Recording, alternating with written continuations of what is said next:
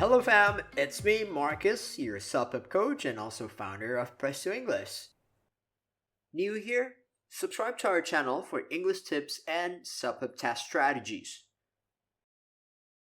This time I'm sharing something that I know will interest many of you. Recently, I took the CELPIP test to ensure that the strategies I've thought over my 5 years as an instructor still work. And using those techniques, I scored an 11 in the speaking section. Now, you may say, well, Marcus, you're a teacher. Of course, you scored better than us. It's true, but the purpose of this video is not to brag about the score, but rather, I want to share with you my approach that resulted in me getting 11 in the test. More importantly, I was able to achieve that without using difficult words, a common misconception surrounding the CELPIP speaking test. Let me assure you that this approach is definitely replicable. So watch this video until the end. Do you want to join our online course and get a diagnosis of your problems? Head to our website, presstoenglish.com/training to register. If you're still not sure, Press to English is recognized by Prometric as a CELPIP course prep provider, and you can find us listed on the CELPIP official website too. You know that you're going to be in good hands. Now, do you want to learn more about my approach? I think I can break it down into 5 simple elements, and I will also give you some examples so you can understand my points better. Get ready to take notes and let the fun begin. Number 1. All CELPIP test takers should have a game plan to tackle the speaking questions. That is why preparation is key here. We have videos for all the CELPIP speaking tasks. They should be your new best friends. What kind of game plan am I talking about? Well, CELPIP Speaking has 8 distinct questions, and they require different types of responses. For each speaking task, you gotta know how you will answer the question. I'm not talking about memorizing words and phrases here. I'm talking about the structure of your response. I'll give you one example, because if I go through all 8 tasks, this video is going to be too long. Plus, we've already made a detailed video for each speaking task. You can watch those videos on our CELPIP Speaking playlist. Here's an example. In task 1, we're going to be asked to give advice to someone in a specific situation. I find it natural to start with a brief comment to connect with the person and show my empathy. Then I'll reassure them that I can help before moving on to my suggestions. Now, as part of your preparation, you should practice essential phrases that you will use in the CELPIP speaking test. For example, to give advice, you can use phrases like, if I were you, I would blah blah blah. I highly suggest that blah blah blah. You may want to consider blah blah blah. In addition, you should be familiar with phrases to express opinions, make comparisons, etc., since you will do that in other tasks. Practice those phrases using various CELPIP speaking topics from task 1 to 8. By applying what I share with you today, you will significantly shorten the time that you spend on trying to get the CELPIP score that you need. Number 2. All main ideas in your responses should have clear context and details. Our speaking tasks are evaluated by real people, so it's important that our responses are clear and easily understood. Remember, during the test, we speak to a computer, and the rater only listens to the recordings. When I tell a story, I want the rater to get my message without getting confused, and they don't need to make wild guesses to understand. How do we do that? Well, we achieve that by paying attention to our ideas and how they are developed. In fact, one of the scoring criteria on the test is the content coherence of the response, which includes the number of ideas, the quality of the ideas, the organization of ideas, and the inclusion of examples and supporting details. This shows that we need to provide sufficient information when explaining our thoughts. Here's an example to show what I mean by providing enough context and details. Let's say we have to talk about a time when we're volunteering and you decide that you wanted to talk about the time when you helped someone during a charitable event. In this case, you want to make sure that you give us enough information to understand the situation that you were in. In the response, you should most likely mention what charity it was, what you did specifically to help during the event, for instance, welcoming guests, and what the event was about. Just saying that you helped is not sufficient to fully answer the question. Speaking of main ideas, the question that often pops up is, how many do we need? The answer is not too many. As a rule of thumb, in a 1-minute response, you most likely just need 2 main ideas. And for a 90-second response, I use 2 to 3 main ideas and not more than that. The problem with having too many main ideas is you won't have a chance to explain them, which will end up lowering your score. Your ideas will lack details. I don't want you to lose points because of this. Number 3, manage your time carefully. To be able to manage your time carefully, you should know how much time you have in each speaking task. Here's a breakdown of the time allocation. Note that most of them, but not all, only give you 30 seconds to prepare, and you will speak for 60 seconds, except for task 1 and task 7 where you have 90 seconds. Let's discuss the preparation. What are we supposed to do here? I prioritize brainstorming main ideas during this time. This is undeniably important, right? Without main ideas, I can't really say much when it's time for me to speak. And trust me, 30 seconds go by really fast. You need to get used to this. When choosing ideas, I tend to go for the ones that I'm familiar with, whether it's my own experience or something I know well about, because that makes explaining the idea or giving an example so much easier. Note that when we don't have any personal experience about a particular topic, it is okay to make things up. Use ideas that are realistic though. To reiterate point number 2, you generally only need 2 main ideas. Don't waste time trying to come up with 4 or 5. It's much harder to generate main ideas than details in a short period. You may not even use all your ideas. Even if you can, you will end up listing the main ideas with very little details. This can negatively impact your score, affecting not just content quality, but also vocabulary range and sentence variety. Next, what should you do while speaking?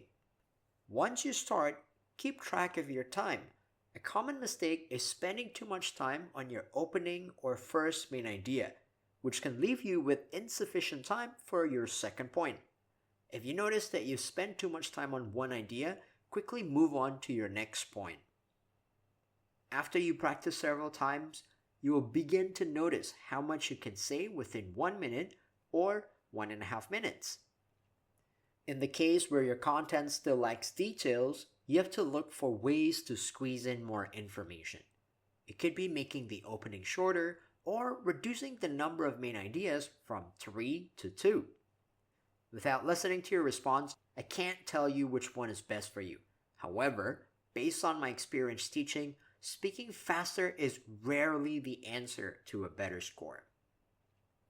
If you want to find out what the problems are in your speaking and writing responses, join our 7-day online CELPIP training because you will get personalized feedback and corrections on your answers. That's right, we will read and listen to your answers one by one and tell you the areas that need improvement and how to accomplish that. Our training is fully online, allowing you to participate anytime and from anywhere. This is designed specifically for busy individuals like you. Once you sign up, we ask that you commit to completing the training because there's no result without hard work. I'm proud to say that our comprehensive training programs work and they will give you the best bang for your buck. Let's continue. Number 4, focus on sounding natural as opposed to showing off fancy vocabulary. My own speaking score is a testament to this. Most of my students don't know many difficult words, so when I took the test, I avoided using words that my students likely don't know just to see how high I could score in the test. If you score 8 or 9 in your CELPIP speaking before, I guarantee that you know every word that I use in my CELPIP responses, and yet I still scored 11. How's that possible, you may ask? Using difficult vocabulary will only improve your vocabulary score. But there are other things that determine your final score, namely content coherence, listenability, and task fulfillment. If someone else says otherwise, you can tell them that I've proved to you that I got 11 without using big words. Instead, I made sure that the words I use are suitable for the topics. I used the right tone based on the questions, and the precision and accuracy of the words are also important. When you do all this well, you will end up with a response that sounds natural. Let's look at a very simple example. When we say things like, I was assisting my friend, the word assisting wouldn't be my first choice. Why? Because I'm talking about my friend. I'd rather use a less formal expression like, I was helping out my friend, or I was giving my friend a hand. Part of sounding natural is delivering sentences without a lot of hesitation. I noticed that many of our students who scored 8 or lower tend to pause more often. Sometimes we do pause because we're thinking of ideas. It's okay to do that sparingly, but pausing because you're thinking about what word to use or the correct grammatical structure may be a sign that you need to work on your English fluency more. Start with practicing speaking on a topic you're familiar with without any preparation. Once again, if you're feeling lost, maybe you've taken the test a few times and you really want to find out what you're missing in your responses, I invite you to register for our online 7-day CELPIP training.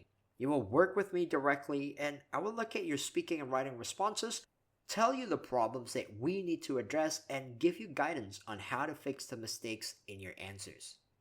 Many people hesitate to sign up for courses because they think it's a waste of time and it's better if they study on their own. Unfortunately, I've had some students who prepared on their own, took the test 2 or 3 times, and still didn't know what they were lacking.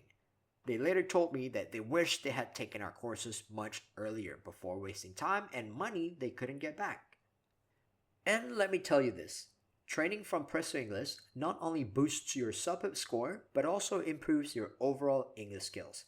Skills that will benefit you beyond the CELPIP test, especially as you plan your future in Canada. Finally, we will talk about the last element in my approach to CELPIP speaking. Number 5, that is speaking clearly. This may sound simple, but it's crucial. Remember to speak clearly and loud enough for the raters to easily hear you on the recordings. Make sure that you pronounce words correctly to avoid any misunderstandings. Do accents matter? The answer is both yes and no. I know that doesn't sound very assuring, but let me explain. Accents do not matter when you still pronounce the words clearly and people can understand what you're saying.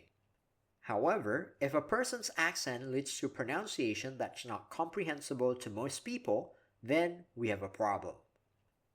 I have one example here. Some people with strong accents may pronounce certain vowel sounds differently. Like the word her should have different vowel sounds from the word R, but sometimes I've seen or I've heard cases where these sounds got mixed up. A very simple test you can try at home to check the clarity of your pronunciation is to open a Google document and use the voice typing feature. Start speaking to your mic and see if Google Documents can capture all the words you say correctly.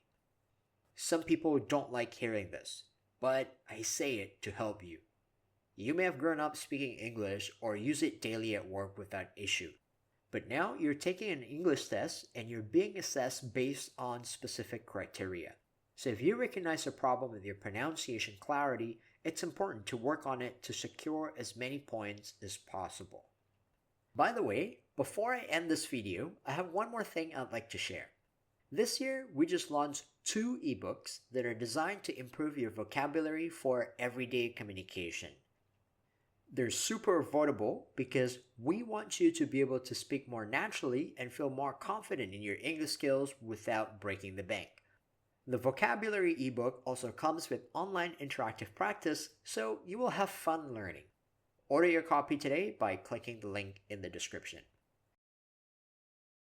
Alright, I took the CELPIP test for you guys, so please keep these 5 things in mind for the speaking part. Number 1, have a game plan.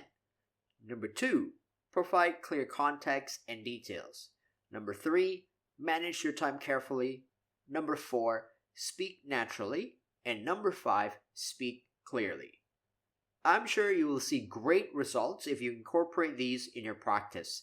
Subscribe to our YouTube channel for more CELPIP resources, and don't forget to like this video if you learned something useful today. My name is Marcus. I hope to see you in our next training session.